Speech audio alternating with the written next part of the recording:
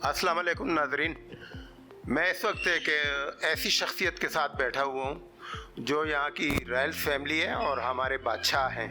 یہ ہیں کا لفظ میں اس لیے استعمال کر رہا ہوں کہ یہاں کے لوگ جو ہیں ان کو ابھی بھی اپنا سربراہ مانتے ہیں اور یہ ہے بھی اس قابل کہ سربراہ کہلانے کے بھی قابل ہیں اور سربراہی کرنے کے بھی قابل ہیں، کیونکہ ان کے آبا و اجداد بھی یہاں حکمرانی کر چکے ہیں. 1 یونٹ ٹوٹنے کے بعد یہ پاکستان میں مدغم ہوئے، وہ بھی اپنی خواہش کے مطابق. تو ہم ان سے موجودہ حالات پر ان کے اوپینین لیں گے کہ وہ کیا فرماتے ہیں ان موجودہ حالات میں، ان کرائسس کے بارے میں، یہ جو افراتفری مچی ہوئی ہے. تو ہم حاضر ہیں اس وقت باچا شہریار باچا صاحب کے ہاں. تو آئیے ان سے پوچھتے ہیں ان کے متعلق، ان کے کیا اوپینین ان حالات کے متعلق. السلام علیکم. بسم اللہ الرحمن الرحیم.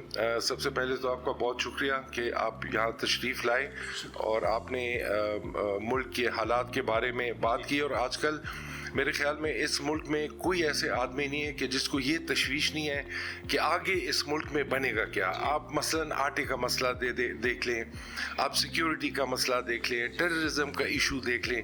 تو اتنے زیادہ مسائل ہیں لوگوں کو کہ لوگوں کو سمجھ نہیں آ رہی ہے کہ اس کا آخر حل نکلے گا کیا. لوگ اکثر میرے سے پوچھتے ہیں کہ اس کا حل کیا ہوگا. تو میں ان کو کہتا ہوں کہ اگر یہ جتنے ہمارے سیاسی لیڈران ہیں اگر یہ مخلص ہوتے، یہ واقعی اس ملک کے لیے چاہتے، یہ چاہتے کہ یہ ملک مستحکم ہو، یہ ملک معاشی طور پہ ترقی کرے، تو سب سے پہلے ان کو آپس میں بیٹھنا چاہیے اور یہ فیصلہ کرنا چاہیے کہ پہلے اس ملک کو آپ ٹھیک کریں اور اس کے بعد ہم بیٹھ کے لڑیں گے. لیکن ان میں سے تو ایک بھی میں نے نہیں دیکھا جس نے یہ پروپوزل دیا ہو کہ نہیں ہم سب کو پہلے بیٹھنا چاہیے. اس لیے دیکھیں ہم پاکستانی ہیں، ہمیں اس پہ فرق ہے کہ ہم پاکستانی ہیں. ہمارے پاس گرین پاسپورٹ ہے، اس میں بھی ہمیں فخر ہے، ٹھیک ہے نا. ہمارے پاس تو سرخ پاسپورٹ نہیں ہے کہ ہم کینیڈا چلے جائیں یا ہم آسٹریلیا چلے جائیں، ہم یا یو ایس ہم چلے جائیں، ٹھیک ہے.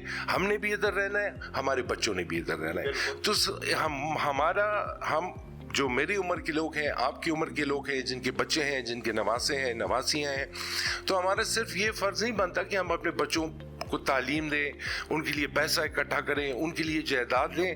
ہمارا اولین فرض یہ ہے کہ ہم ان کے لیے ایسے حالات چھوڑیں جن میں وہ سروائیو کر سکیں.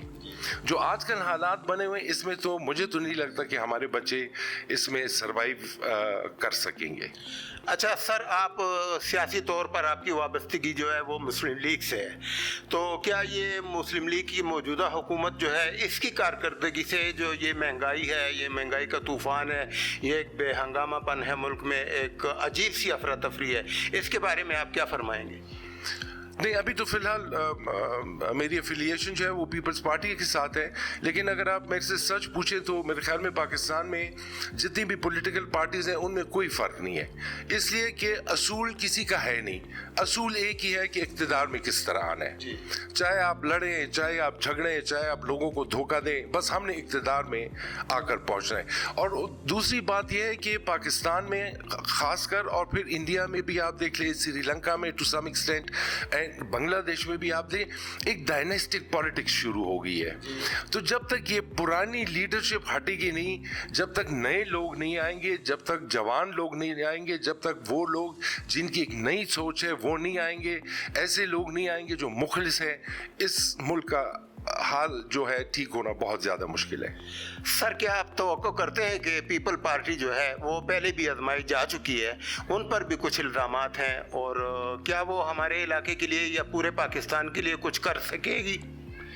دیکھیں، سچ تو بولنا چاہیے، ہم سب یہی کہتے ہیں کہ سچ ہمیشہ بولنا چاہیے، لیکن سچ کا ایک عنصر یہ بھی ہے کہ سچ جو ہوتا ہے وہ بہت کڑوا ہوتا ہے. جی بالکل. تو اگر ابھی آپ دیکھیں تو پیپلز پارٹی جو ہے وہ تو صوبہ سندھ تک کنفائن ہو گئی ہے.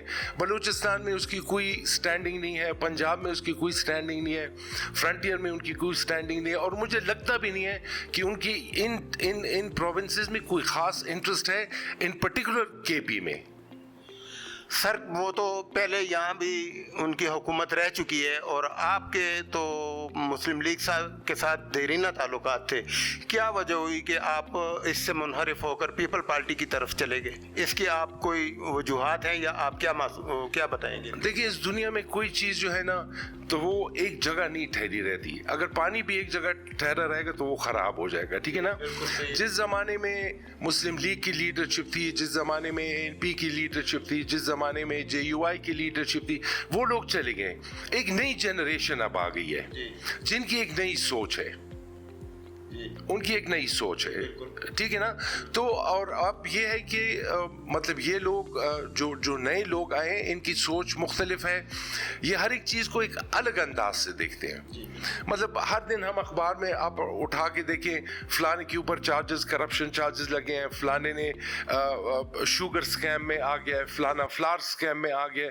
تو یہ تو مجھے ایسے لگتا ہے کہ سیاست کو انہوں نے ایک کاروبار بنا لیا ہے کہ بھائی ہم نے سیاست میں اس لیے آنا ہے کہ ہم نے کچھ بنانا ہے.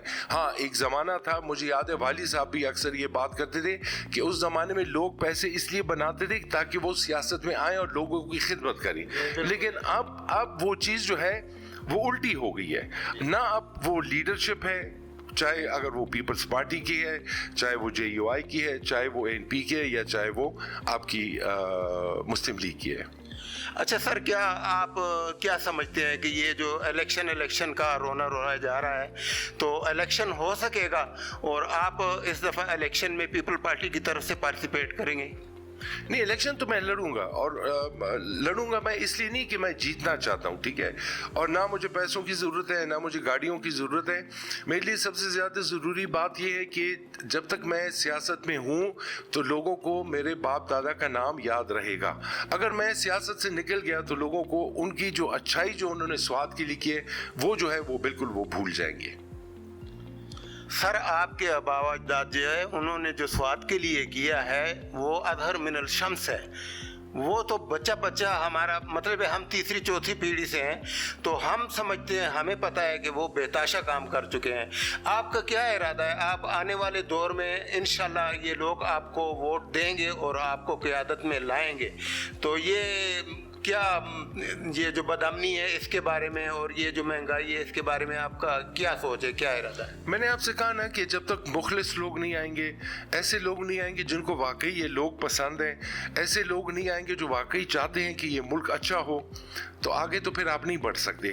اگر میں اس بات پہ ڈروں گا کہ بھائی اگر میں نے پرائم منسٹر کی یہ بات نہ مانی تو وہ مجھے منسٹری سے نکال دے گا, تو پھر تو میں کام نہیں کر سکتا, ٹھیک ہے. تو اس میں ہمیں اکوموڈیشن کرنی پڑے گی, ہمیں اچھے لوگوں کو لانا پڑے گا, اور کچھ جو ہمارے عام لوگ ہیں ان کو بھی اس رجحان سے نکلنا ہوگا کہ یہ جو کیا کہتے ہیں جذباتی سیاست ہے نا, اس کو ہمیں چھوڑنا ہوگا. میں آپ کو بتاتا ہوں, نور خان الیکشن میں کھڑے ہوئے تھے ضیاء کے ٹائم میں, تو وہ جب الیکشن کیمپین میں جاتے تھے تو یہی کہتے تھے کہ میرا کام یہ نہیں کہ میں آپ کے لیے گلیاں بناؤں اور میں آپ کے لیے گیس پائپ لاؤں اور میں آپ کے لیے ٹرانسفر, میرا کام یہ ہے کہ میں اسمبلی میں بیٹھ کے آپ لوگوں کے لیے قانون سازی کروں. اس کو کسی نے بھی ووٹ نہیں دیا. پھر اسی جو ٹائم میں یہ ہوا کہ ڈیولپمنٹ فنڈ شروع ہو گئے. ان زمانے میں میرے والد صاحب جو تھے وہ بھی MPA تھے, تو وہ کہہ رہے تھے کہ یہ جو ڈیولپمنٹ فنڈز انہوں نے دیے تو یہ انہوں نے اچھا نہیں کیا. تو میں نے کہا آپ کیوں خفا ہو رہے ہیں, اس لیے آپ کو بھی تو پیسے ملیں.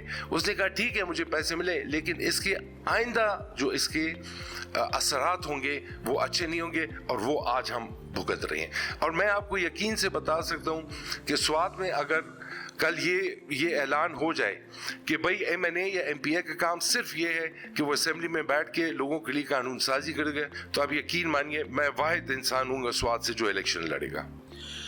اچھا سر, آپ کے خیالات سن کر تو خوشگوار حیرت ہوئی, مگر یہ اسٹیبلشمنٹ کا کیا رول ہے جو یہ سیاستدان بھی پیٹ رہے ہیں, عام لوگ بھی پیٹ رہے ہیں, سوشل میڈیا بھی اس بات کو لے کر بہت زیادہ ہائپر ہو رہا ہے, تو اس کے بارے میں آپ کیا فرمائیں گے؟ دیکھیں ایک ملک ایک ادارے سے تو نہیں چل سکتا نا, ایک ملک میں کافی ادارے ہوتے ہیں جو مل کے کام کرتے ہیں, ٹھیک ہے.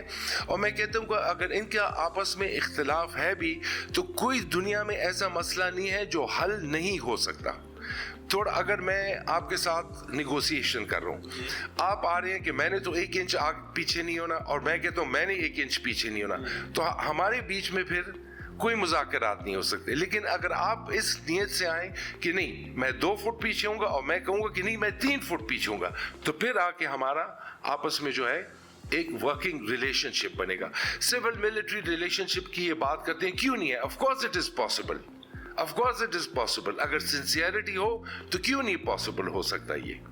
اگر ہر ایک کو اپنا یہ پتا ہو کہ ہاں یہ میرا حدود ہے, اس حدود کے اندر میں نے کام کرنا ہے. لیکن یہ سوچ ان لوگوں میں لائے گا کون؟ سب سے بڑا مسئلہ یہ ہے. ایک بات میں ضرور کہوں گا کہ میں اکثر سوچتا ہوں کہ خدا ایک انسان کو پیسہ کیوں دیتا ہے, اس کو عزت کیوں دیتا ہے, اس کو طاقت کیوں دیتا ہے.